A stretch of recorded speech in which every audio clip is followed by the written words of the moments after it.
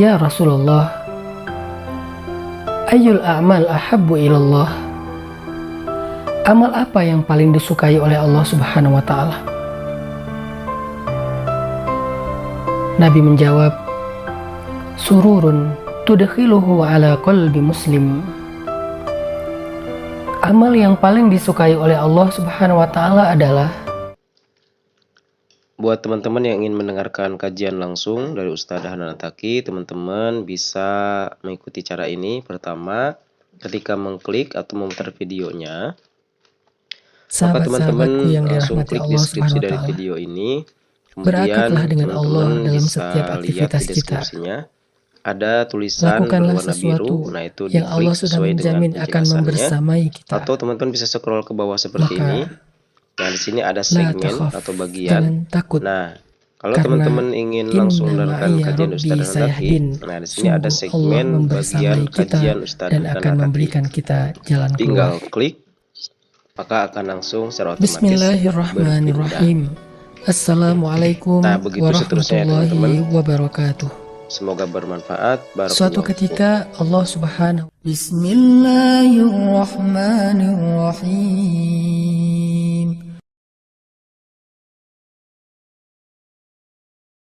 Baik, bismillahirrahmanirrahim. Assalamualaikum warahmatullahi wabarakatuh. Sampurasun kasadayana kumaha damang. Bagaimana kabar teman-teman semuanya? Semoga dalam keadaan sehat walafiat dan selalu ada dalam lindungan Allah Subhanahu wa taala. Oke teman-teman semuanya, puji syukur kita panjatkan pada Allah. Pada kesempatan kali ini kita pada kesempatan kali ini Kang Neha bisa menyapa teman-teman semuanya dan bisa bersilaturahim dengan teman-teman semuanya melalui channel Deni Hijrah ini. Dan pada kesempatan kali ini pula channel Deni Hijrah akan menyajikan sebuah video kajian yang akan disampaikan oleh Ustadz Hanan Attaqi terkait dengan sebuah nasihat yang baik. Ya tentu setiap ulama atau setiap ustadz ya pasti beliau akan memberikan nasihat yang baik ya. Ini tema ini diambil secara umum saja. Nah pada isi kajian yang nanti insya Allah bakal disampaikan terkait dengan suatu amalan yang amalan ini bisa di hadapan Allah itu sangat, yang amalan ini nilainya di hadapan Allah merupakan amalan yang sangat dicintai oleh Allah Subhanahu wa taala. Nah, ini berhubungan dengan perbuatan bagaimana menyenangkan hati orang lain ya teman-teman.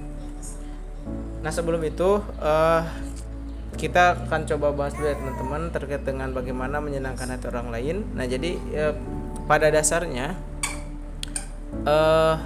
jadi dulu ada seorang sahabat yang nanya kepada Rasulullah ya terkait dengan amalan apa yang dicintai oleh Allah Subhanahu wa taala.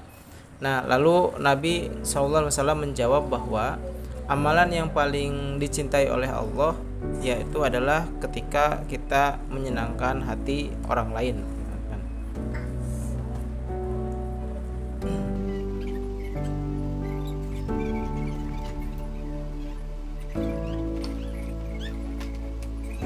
Amalan ini mungkin bagi kita bisa dianggap sederhana ya, akan tetapi ketika pelaksanaannya tidak semudah itu ya teman-teman. Jadi menyenangkan hati orang lain itu tidak semudah apa yang diucapkan atau tidak semudah apa yang dituliskan saat ini ya teman-teman. Ketika kita ingin menyenangkan hati orang lain, boleh jadi perbuatan kita itu tidak sesuai dengan apa yang kita inginkan, tetapi justru sesuai dengan apa yang orang lain inginkan gitu ya. Nah yang akan enak adalah ketika sama-sama kita menginginkannya dan juga orang lain menginginkannya. Nah tapi dalam hal ini adalah Rasulullah mengatakan bahwa menyenangkan hati orang lain itu artinya di sini dituntut bagaimana kita bisa berkorban. Nah ini adalah korban perasaan ya.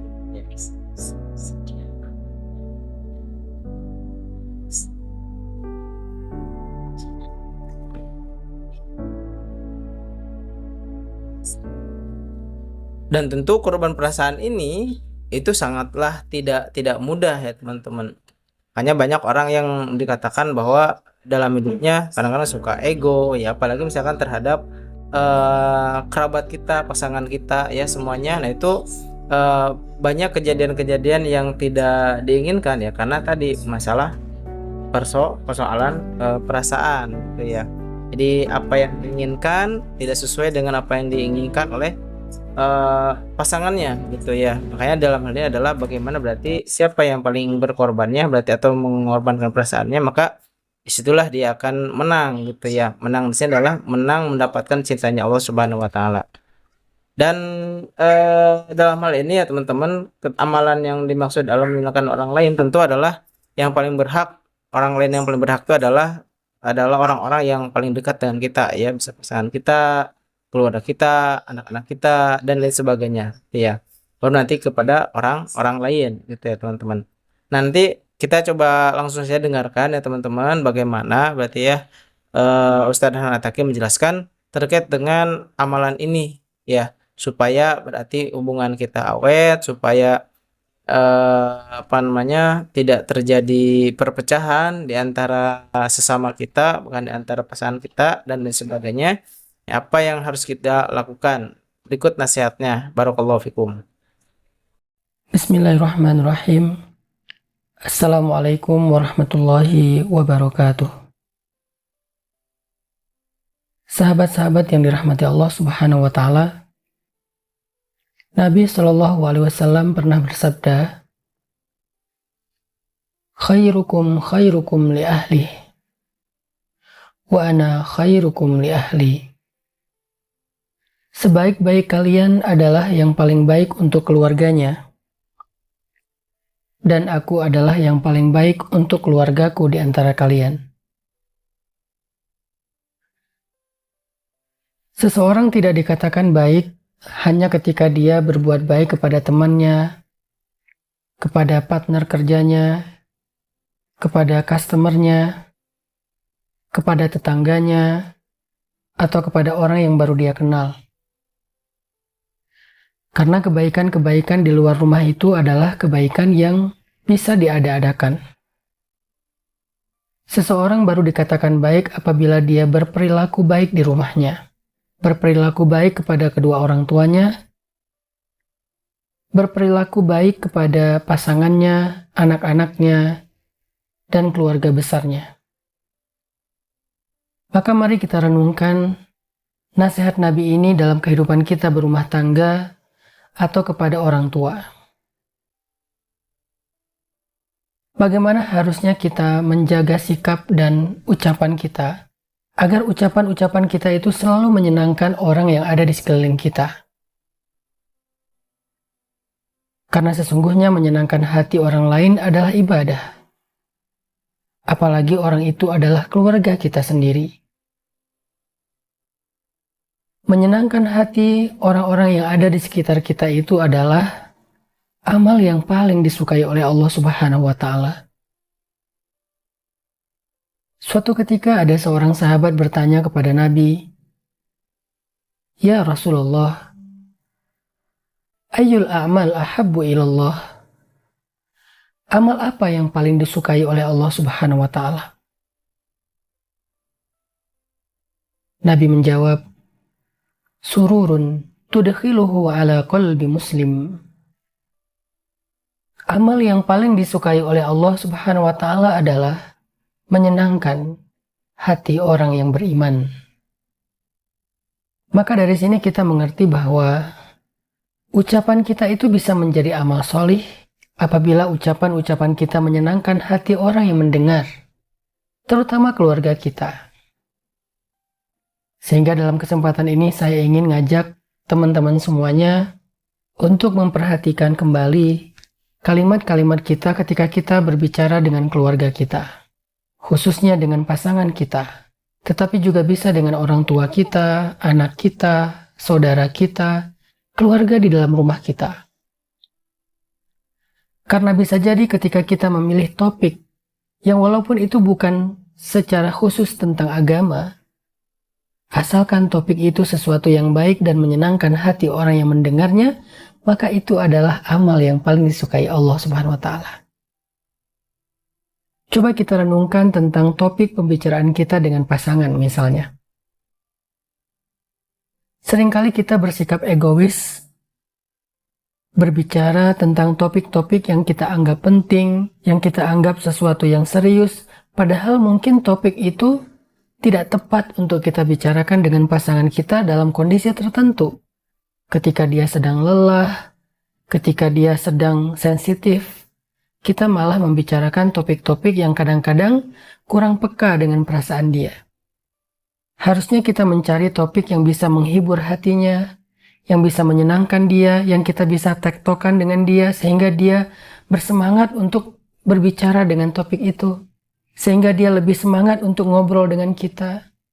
Kadangkala topik yang kita anggap nggak penting tetapi menyenangkan hati pasangan kita, itu adalah topik yang lebih Allah suka daripada topik yang kita anggap serius tetapi dalam kondisi itu tidak menyenangkan hati pasangan kita. Kadang seorang istri senang kalau suaminya bicara tentang tanaman yang ada di rumahnya, bicara tentang makanan yang baru saja dia masak, atau bicara tentang kenangan-kenangan indah yang pernah mereka alami bersama, atau apapun itu, selama topik itu adalah sesuatu yang baik dan menyenangkan hati pasangannya. Maka itu lebih Allah sukai daripada tiba-tiba dia bicara tentang topik yang serius, tentang politik misalnya. Walaupun itu baik tetapi tidak nyambung dengan suasana hati pasangannya, maka Allah lebih suka kita menyenangkan hatinya selama itu tidak melanggar syariah. Disinilah kelihatan betapa bijak dan cerdasnya seorang suami kepada istrinya. Oke teman-teman, dipotong sedikit ya teman-teman, nanti kita lanjutkan lagi supaya tidak kena take down YouTube lagi teman-teman. Ya jadi tadi Ustaz Hataki mengatakan bahwa ya Nabi SAW bersabda sebaik-baik kalian adalah yang paling baik terhadap keluarganya, dan aku, kata Nabi, adalah yang paling baik ya di antara kalian. Nah jadi ini menjadi tolak ukur ya teman-teman. Kebaikan seseorang itu sebenarnya tidak diukur dari perbuatan baiknya terhadap orang lain atau di luar, tapi kebaikan itu diukur di dalam keluarganya atau kerabatnya, ibunya, pasangannya, anaknya, dan lain-lain sebagainya ya teman-teman. Nah kemudian menyenangkan hati orang lain itu tadi ibadah. Jadi intinya kalau kita ingin ibadah dan dicintai oleh Allah, ya amalan ringannya adalah bagaimana berarti kita bisa menyenangkan hati orang lain. Nah tentu menyenangkan ini tadi ada konsekuensinya, yaitu adalah mengorbankan perasaan kita. Nah kemudian ini juga bisa menjadi salah satu tolak ukur dari pasangan kita ketika kita mampu untuk menyesuaikan ya topik-topik pembicaraan atau obrolan kita ya sesuai dengan perasaan pasangan kita atau orang lain gitu, teman-teman. Nah mari kita lanjutkan sedikit lagi pembahasannya tentang topik ini.